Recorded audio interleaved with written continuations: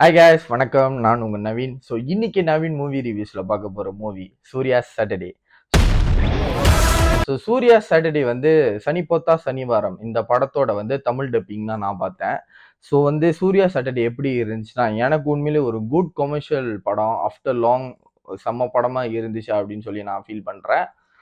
So இந்த படத்தோட கதை பார்த்தோம்னா நானியோட கேரக்டர் வந்து எப்படின்னா சட்டடி மட்டும் தான் அவர் அடிப்பாரு. அவருக்கு ஏன் சட்டடி மட்டும் கோவம் வந்தா சட்டடி மட்டும் அடிக்கிறாரு அப்படின்னு சொல்லி தான் இந்த படத்தோட கதை அப்படியே ஆரம்பிக்கும். எதனால அவர் சட்டடி அடிக்கிறாரு அப்படின்னு சொல்லிட்டு அப்படியே ஒரு விஷயமா அடுத்தடுத்த சீன்ஸ் அப்படியே காட்டுறது தான் இந்த படம். ஸோ இந்த படத்தோட ஸ்க்ரீன் பிளே எப்படின்னா ஃபர்ஸ்ட் ஹாஃப்ல வந்து என்னென்ன காட்டணுமோ அதை காமிச்சிருப்பாங்க. ஸோ ஒரு கேரக்டர் டெவலப்மெண்ட், அப்புறம் இது இப்படி இப்படி சீன்ஸ், அவங்க ஃபேமிலி, அப்புறம் வில்லன் வர்றது, சூர்யா வர்றது, இந்த மாதிரி காமிச்சிருப்பாங்க.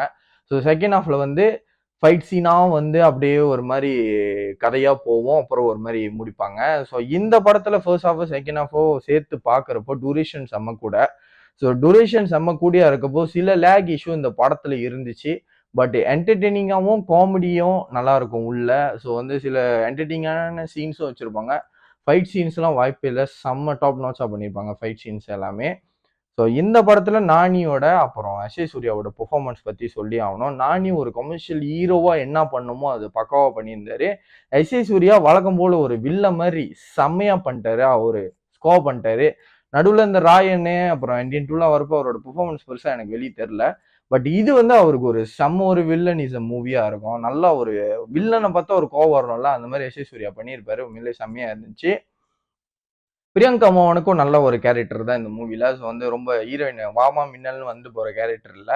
ஸோ ஓகே தான், இது எல்லாமே பக்காவா இருந்துச்சு. இந்த படத்துல சொல்லியே ஆகணும் பிஜிஎம் மியூசிக் ஜெக்ஸ் பிஜோய் அடிச்சு துவம்சம் பண்ணியிருக்காரு.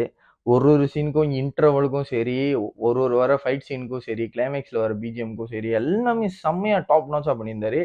ஜெக்ஸ் பிஜோயை நம்ம பாராட்டி ஆகணும். இந்த படத்துக்கு ஒரு செம்ம சப்போர்ட்டா இருந்ததுக்கு. ஸோ இந்த படத்துல கொஞ்சம் கொஞ்சம் லேக் இஷ்யூ இருக்கு. அப்புறம் வந்து கிளைமேக்ஸையும் பெட்டரா பண்ணியிருக்கலாமோ அப்படின்னு சொல்லி நான் ஃபீல் பண்ணேன்.